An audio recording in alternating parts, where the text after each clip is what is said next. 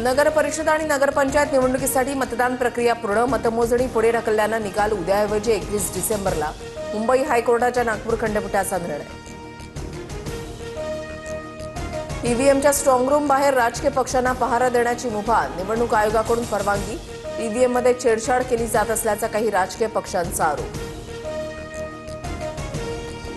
आचारसंहिता शिथिल करण्यासाठी निवडणूक आयोग कोर्टात जाण्याच्या तयारीत. सूत्रांची माहिती. मतदान प्रक्रिया पूर्ण झाल्याने आचारसंहिता शिथिल करण्यासाठी आयोग परवानगी मागणार.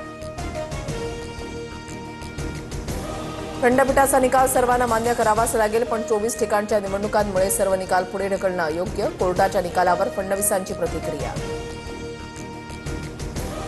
निवडणूक आयोग आणि कोर्टावर न बोललेलंच बरं. खंडपीठाच्या निकालानंतर उद्धव ठाकरेंची टीका. तर मिंध्यांची धुळफेक आता उघड होतीये. त्यांची लाचारीही दिसून येतेय. ठाकरेंचा हल्लाबोल. बुलढाण्यामध्ये आमदार संजय गायकवाडांच्या मुलाकडून दमदाटी. कुणाल गायकवाडसह श्रीकांत गायकवाडवरही गुन्हा दाखल. बोगस मतदाराला पळून जाण्यास मदत केल्याचा काँग्रेसचा आरोप. बुलढाण्यामध्ये बोगस मतदान करताना 4-5 जणांना पकडलं. बोगस मतदान करणाऱ्यांना काँग्रेस पदाधिकाऱ्यांकडून चोप. जमाव पांगवण्यासाठी पोलिसांकडून सौम्य लाठीचार्ज. निवडणूक आयोगासारखा नालायक विभाग नाही. संजय गायकवाडांकडून निवडणूक आयोगाचा नालायक असा उल्लेख. मतदार यादीमध्ये बोगस नावं असल्याचाही गायकवाडांचा आरोप. महाडमध्ये भरत गोगावले आणि तटकरेंच्या समर्थकांमध्ये राडा. रिव्हॉल्व्हर दाखवल्याचा गोगावलेंच्या मुलाचा आरोप. तुफान हाणामारी दरम्यान वाहनांचीही तोडफोड. मुक्ताईनगरच्या मतदार केंद्रावर मोठा गोंधळ. भाजपा आणि शिंदेच्या सेनेमध्ये शाब्दिक वादातून हाणामारी.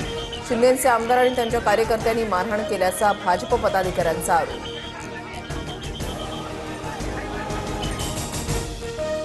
जळगावच्या मुक्ताईनगरमध्ये 70 ते 75 लोकांनी बोगस मतदान केलं. आमदार चंद्रकांत पाटलांचा आरोप. तर आमदारांची तानाशाही सुरू. बोगस मतदान कुठे आहे ते दाखवा. रक्षा खडसेंचा पलटवार.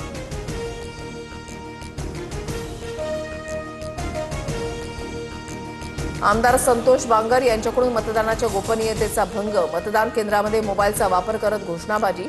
सिटी पोलीस ठाण्यामध्ये बांगरांच्या विरोधात गुन्हा दाखल.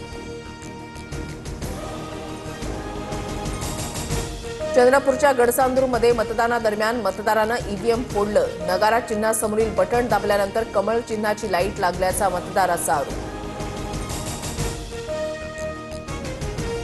कुठेतरी तार जोडायची सेटिंग राहिली असेल. उद्याचा निकाल लांबणीवर पडणं संशय व्यक्त करण्यासारखं. कोर्टाच्या निर्णयानंतर निलेश राणेंकडून शंका व्यक्त.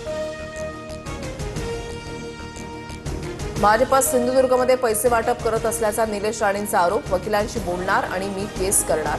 कारवाई न झाल्यानं निलेश राणे आक्रमक.